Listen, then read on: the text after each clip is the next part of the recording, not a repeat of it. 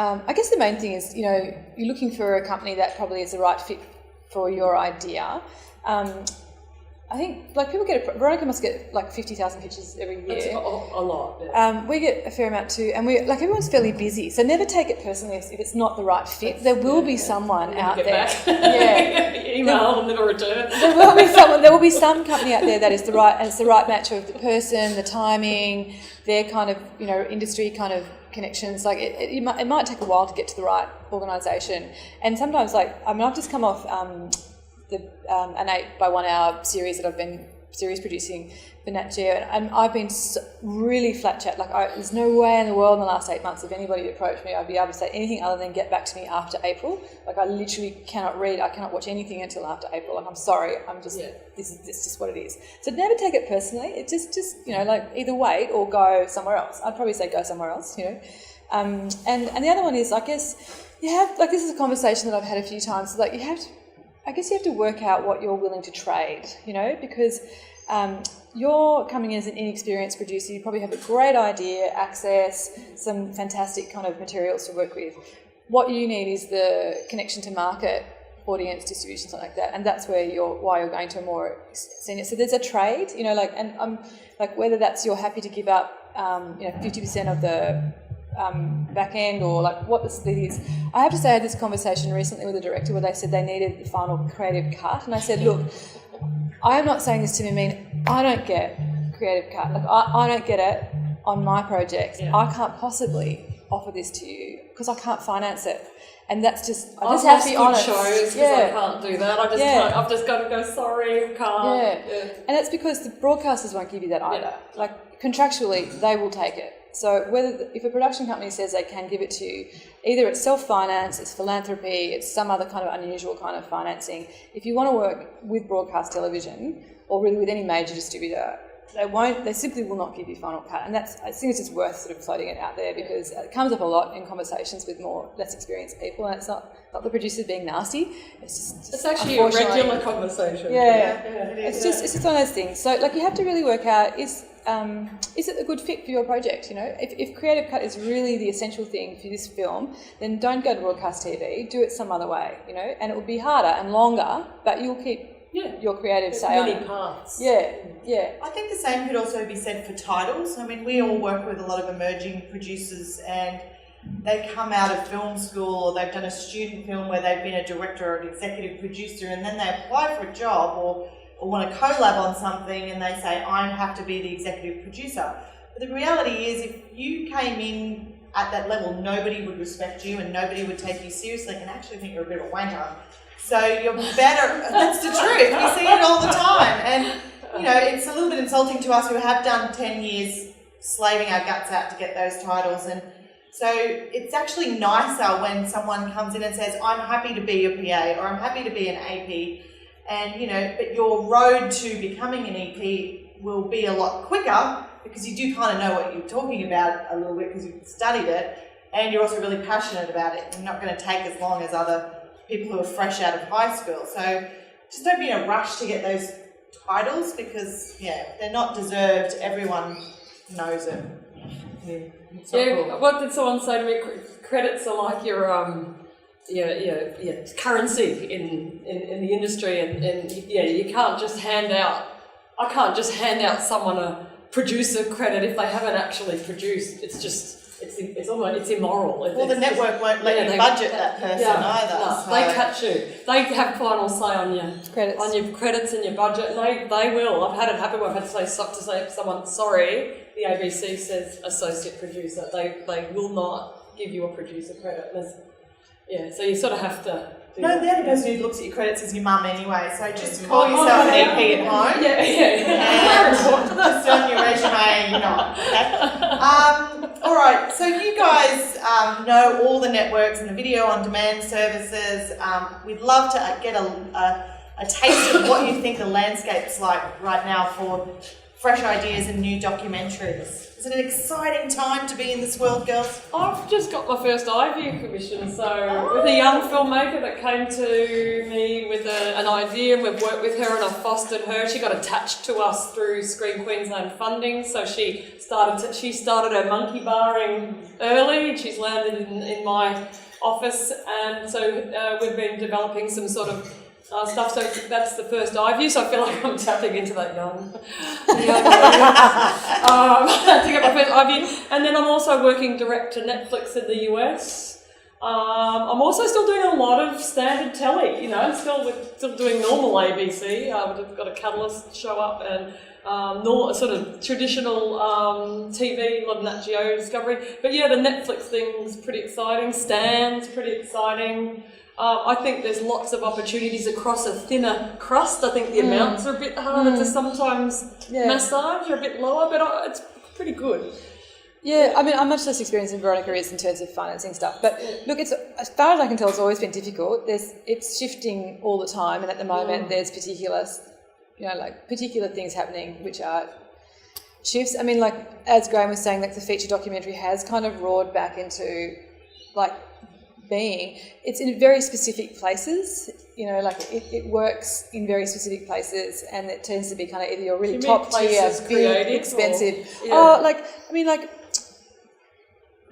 It's kind of like there's new models of distribution. Theatrical and just working at the bottom, at the top. So, at the top you've got really kind of tentpole kind of Sherpas, that go out. They've got massive attachments in terms of like their financing structures, and they have great appeal to a broad audience. And then you have like a lot of documentaries that we see, and through the Good Pitch, for example, like there's smaller documentaries, social impact documentaries. They're connected to strong audiences, but through specific issues.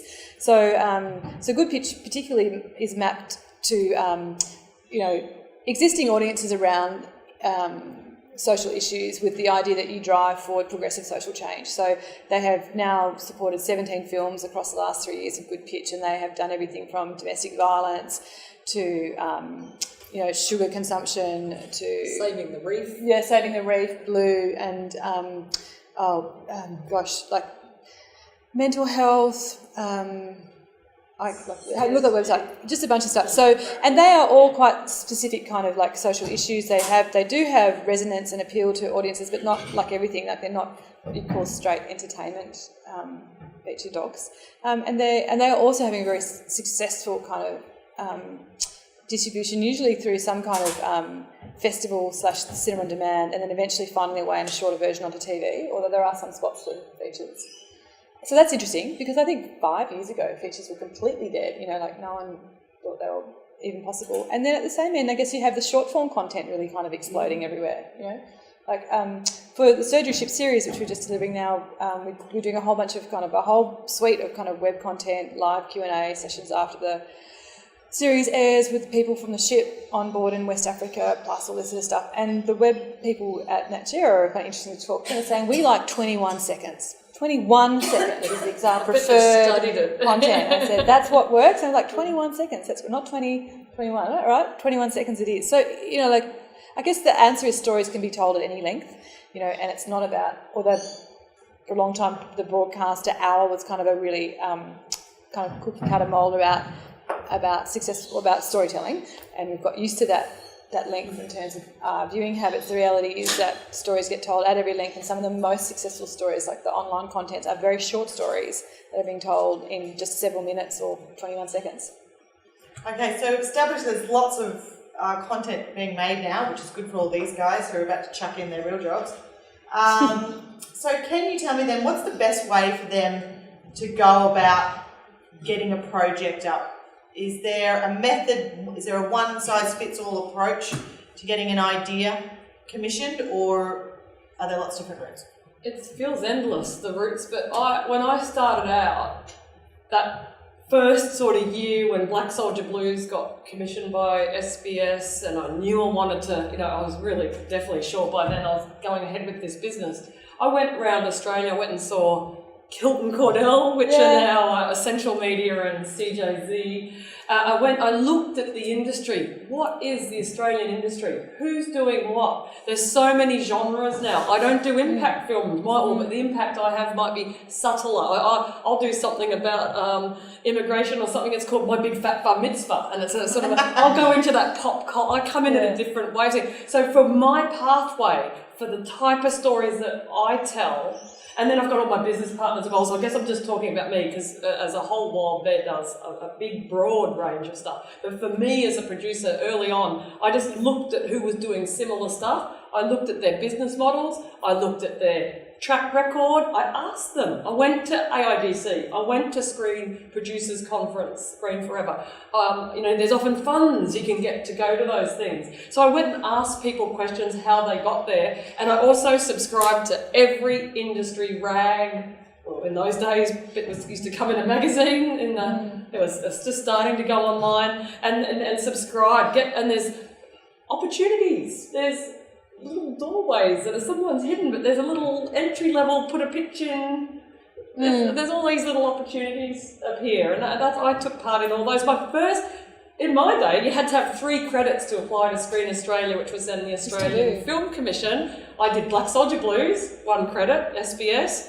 Didn't get my next film up, took a good couple of years to swing into the next one, which is the Glamour Game for SBS. But in between, they had opening shot things came up, I called odd jobs, and I got 2 of them up. They both got broadcast on TV. I had 3 credits. I qualified for funding. So it's just finding the ways to... So you're basically producing yourself. You're basically producing yourself. Yeah. Well, that's what Graham's thing was this morning, was you. It's all up to you. That was his end. The end word in his whole presentation was underlined. You. So these guys have great ideas that they'd like to turn into documentaries. It sounds... I would echo what she was saying, Veronica was saying about, like right now there's the 180 degree thing from Screen Australia. Like you should all be entering that. Yeah, the girl thing. Yeah. Team up. Girl. Yeah. Change the 180. The opening shot, I don't know if it's going to happen again. ABC have kind of like closed the door on that. We've seen so many people come up through opening shot. It's incredible. We've got so many young producers and directors in Queensland have come through opening shot. It's a really good initiative. If it's gone. Look, it's with the powers that be at the ABC. Look, honestly, write to them, say you love it, and people will watch it, and then maybe they'll reconsider. One of the great shames I think is that the state-based groups like QFix has gone, isn't it? Yeah, QFix did my first. That was Metro Screen has gone. I think there's still I forget, Open Channel or something in Victoria. Like those smaller state-based groups, which were funded kind of lightly but ran on the smell and ollie rag, were I think really instrumental in training lots of people, or at least kind of creating a community around filmmaking at low budgets and emerging filmmakers that is really valuable. So I would, if there's ever a chance to advocate for those things, you should. And it's Metro Screen finished up in Australia, in New South Wales, I think about 1.5 years ago, and it just didn't have it's missing $50,000 worth of funding. It just lost this tiny chunk of money, and then suddenly the whole thing unravelled. And I think it was a real shame. I'm not quite sure what the QFix story is, but I guess you have to work hard to find some structure that you can kind of get together in, so you can find your team and make things, and hunt out those sort of smaller opportunities which will get your stuff supported or broadcast or give you a credit, or in some way kind of advance the awareness of who you are and your work. Look at international stuff as well.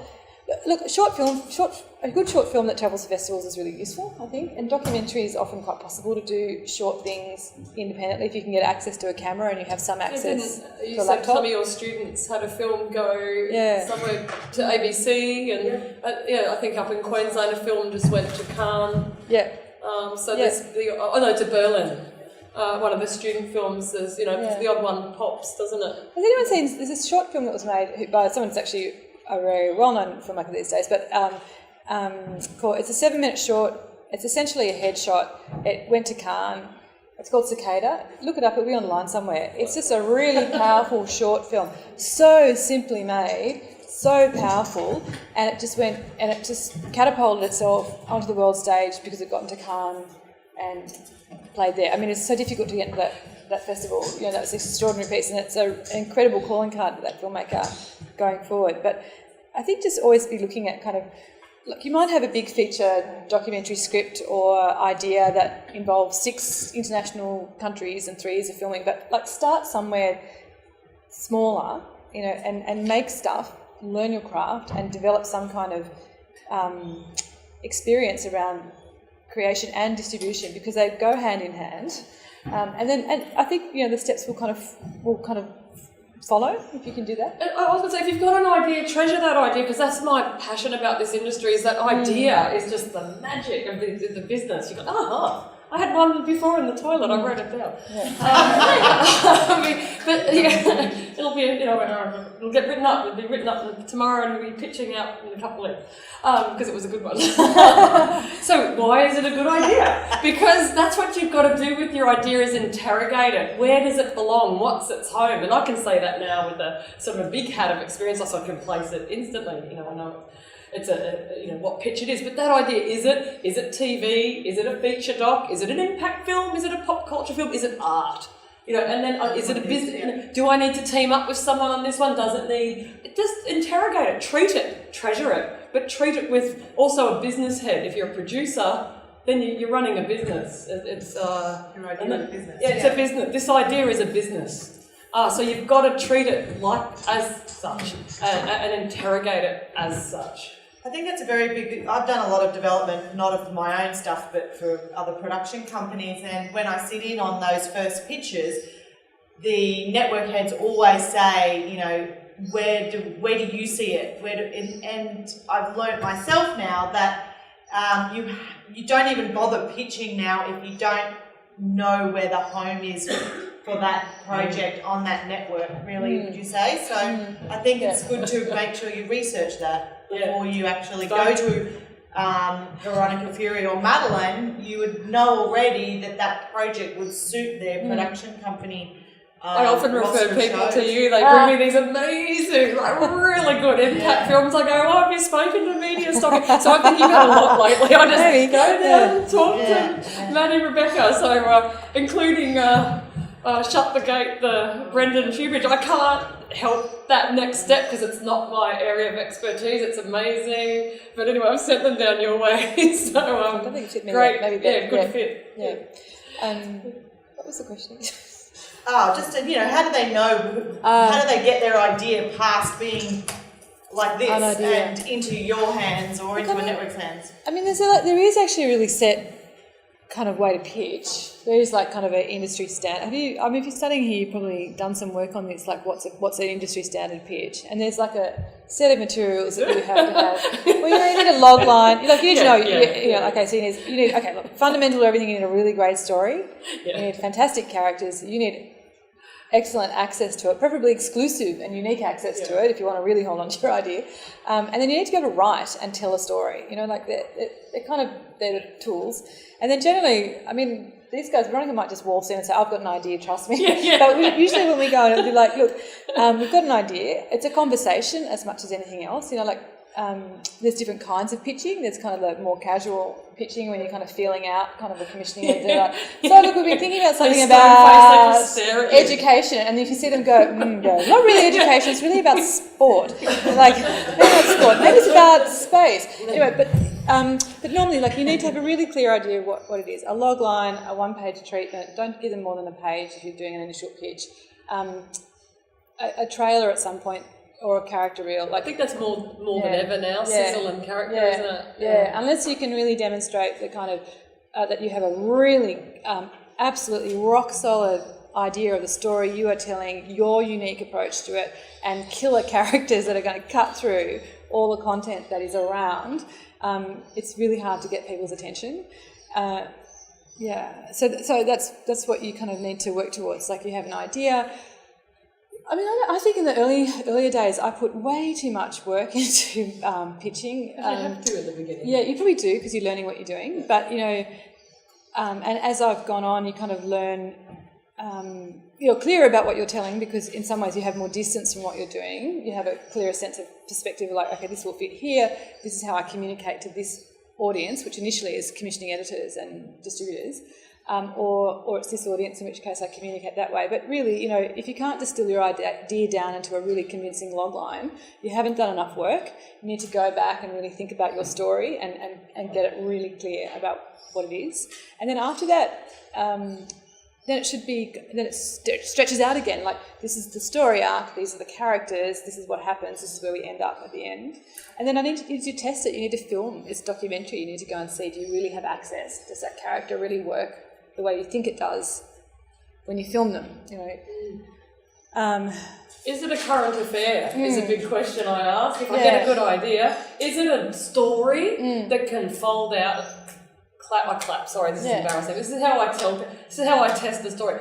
How will it play out on screen for 600 of these? It's got to play out, or is it a 10-minute? Is it a 10-minute current affairs segment? Amazing, newsworthy, incredible story, but it plays out in 10 minutes of news, or does it have those deeper layered human story beats that make it an hour? Does it have 5 amazing story points with a big twist? Oh my God, it's a feature doc. You start to. Is it just a half hour?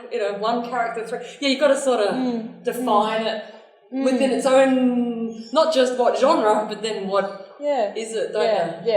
And it takes months sometimes to get to this point. You might have a great idea and you tell 20 different people and it evolves and changes, and you pick up on what is of most interest when you tell the story, and you refine it. And even with a sizzle, you don't have to go out and shoot something on an FS5. It can be a Google Rip-O-Matic. It can be a Skype interview that you've recorded with great talent. So it really doesn't have to be Hollywood straight away. No, a lot of the networks, the idea and the talent, really, isn't just say what they say now. Skype reel, got a Skype reel for supernatural Nazis. We're in Australia. We're working with people all over the world. Our main broadcasters in Washington, and they just said, "Can we see a Skype reel of all your interviewees?" So we just recorded all the Skype, some Skype grabs and. Casting is key, isn't it? Yeah. I think, would you agree with this? Like, the one thing when it comes to development or pitching ideas now is you have to really have something that the network or the production company who's taking on the financial responsibility of your project, you have something that they can't get without you. Yeah, that's the only reason I'd co-produce. Otherwise, I'll have my own ideas and just no fuss. Well, there's not really any fresh ideas anymore anyway, but it seems to me casting and access, money can't buy access is really what you have in your back pocket as emerging producers. Yeah. And no matter how small budget your project is, if you've got access to these people or that story, you're halfway there. Yeah. So we've got about 10 minutes left, guys. I've got a few questions, but I think maybe it's better if we throw it to the floor since they get this special access to you guys. So has anyone got a question about a best practice, or do they want to do a little elevator pitch on something? Here's the floor. Hi, what's your name? Rory. Hi, Rory. Take it away. Hi, I'm from Cox. So we had quite limited opportunities on this. I lived in Sydney for a long time and have no desire to move back whatsoever. So how do you go about, I'm a photographer who I've had, does that sound like a wanker? No, you don't. Not at all. We work in television. We work in television. You can do anything. We're all wankers. Yeah, we're all wankers. I've had a little bit of success with a campaign I did about sexual violence, which is then, so it went from a photography campaign to a podcast. Woo, that sounds the opposite. Yeah, so it's had 12 million views on Facebook. What? And, yeah, so it's done really well, and now people have been like, why don't you try and turn it into a documentary? Yeah, I was going to give you my card, but I wasn't. But I guess living in Cox, like, what do you do? Have you got the internet? Yeah, well, that's what I'm saying. Have you got a phone? Is it feasible to get experience from someone just using the internet, or do you need to travel a bit? But you've got everything you need in the modern world. I can live in Brisbane. I run a global business from Brisbane. Yeah. Hollywood ring. I was in the doctor's and the Hollywood ring. I was like, excuse me, I have to take this. So I left, obviously, Beverly Hills. We can work globally. It's a good time. I was just talking to Graham, he stopped me because I wanted to ask a question. Like, in Cops, we have this amazing television studio that doesn't get used. They used to film Aerobics on Style there. I like that. They used to film it's Southern Cross a stereo, and it just doesn't get used. And I know some people there, and they let me use it whenever I want. But it's just like this. Can I have it? If you don't want it, like, can I? But it's really hard to get them to trust you, I guess. I guess what do you want to do? Like, do you want to film do you want to translate your photography into like video, like to film, or do you want to use the photography as the documentary? Like, what do you want to do? Well, ABC made a mini documentary about the project, which was interesting, and interviewed some of the people that were in the project, and then the podcast has been people's stories and about prevalence of sexual violence, and then I was looking at sort of expanding that because I was on Sunrise and I said, every single person that I know is being sexually harassed in some way. Koshy. He was like, oh, really? Like, that's crazy. I was like, well, yeah, everyone's been harassed or catcalled or something. Yeah. Every woman that I know. And so I sort of wanted to explore that, but now I don't really know where to start, with getting someone to fund me or, like, it's been successful, but... It sounds like the story. What I'm really asking is what's the story? Like, what's the story? Yeah. Like, what's the story? What she says is what everyone's going to say. So I guess the story that I want to tell is about the people that have been involved in the project and why. Is it a feature doc? Is it a TV doc? What do you think? What's your instinct? Probably TV. I imagine it being on. So you need to chat to the ABC. They've got a development department. You need to reach out. They've got but they do. Yes, they're there. They've got you go online again. ABC producers portal. They list everyone. They say their roles. You're produced. You've got a credit with them. You're produced. They want to talk to you, don't they? I'd talk to whoever put you on the ABC and say, introduce me to somebody. What's her name? Nikki Roscoe or Edwina Waddy, who does ABC 2. Yeah. It might be kind of a real ABC 2. And even if you just say, can I have a little bit of help? This is what I want to take this project a little further. 12 million hits. You've got access. You've got hits. You've got hits. Okay. You've got 12 million hits. Sounds like though you're quite confused about what the actual project is. And I knew what the original project was. I knew where it came from, but then as it's morphed, and people have sort of been like, keep going, it needs to be told. It's hard to... Yeah. Story. I'm happy to have a chat to you because I'm interested in the subject matter as a feature, something different, but I'm interested, so I'll throw you a card. And I'm happy just to have a chat with you and introduce you to Nikki or something to have a chat. Yeah, that'd be awesome. Because I think it's worthy and important and timely. You just won the meat tray. Yeah, thank you very much. And I sometimes don't respond, but I'll give you I'll flick you on to Chloe. Thank you so much. All right, so that was kind of sort of a pitch there that went down. You need some work, Dale, but good on you. No, it's good being proud of what you've achieved. I don't think you realise that you've already started. You're already on your way. Yeah. You don't need to be ashamed about that. That's what it's about, stepping up. Step up. Really hard. Lean in. It's hard.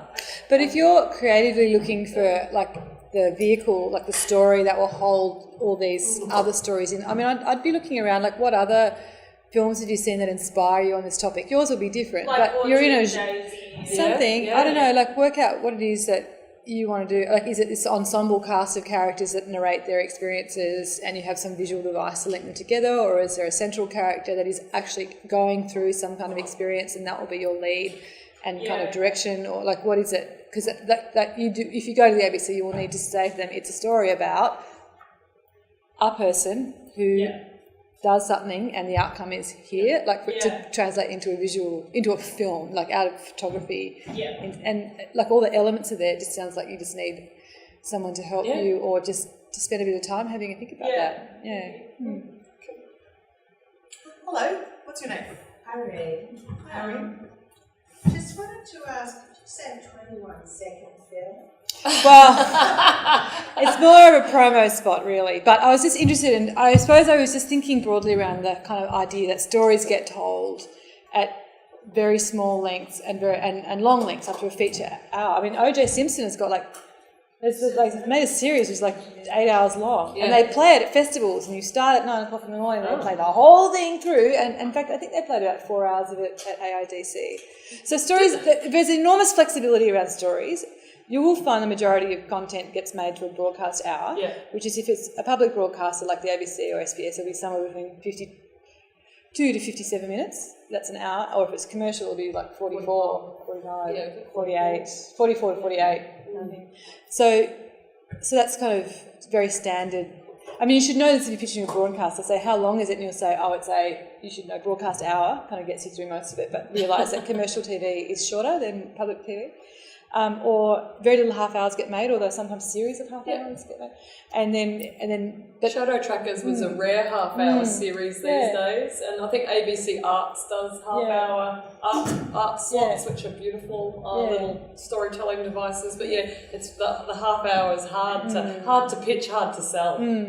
Yeah, although the ABC interested me at the moment anyway. So, but like the rest of the world works in hours, unless you're working online, in which it doesn't really have a rule in it at the moment. 5 minutes maybe, but in Nat Geo 21 for example, only lets do 90-second videos. So people are putting out series, aren't they? And that top 180 is really short too. 3 minutes. Yeah, I mean 3 minutes is a really good trailer. I'm curious. I'm wondering if they're kind of like actually kind of pushing you to making a short form that could actually conceivably be an independent piece, but also a showcase for works that might have longer aspects to it. I don't think it's an accident. It's a new pilot. It's just a cheap way of running development. I think so too. I guess the main thing is if you've got ideas, it's getting them into a focused story where there's that gee whiz, holy fuck moment, excuse me. But you want to literally, when you get your hands on someone like these ladies more than me, because I'm just a commercial sellout, you just want to be able to go, hey, let me tell you about this in 25 words or less, and grip them. So, you need to come to people with that holy, wow, crazy, I need to know about that moment before you even approach these people, really, because they don't have time to help you work out that idea. They're working on their 20 ideas. But on that, in saying that, you've got to be flexible, because you might think you've got a really good idea and you've planned it all out in your head, and you do get a chance to pitch it to a network, and they go,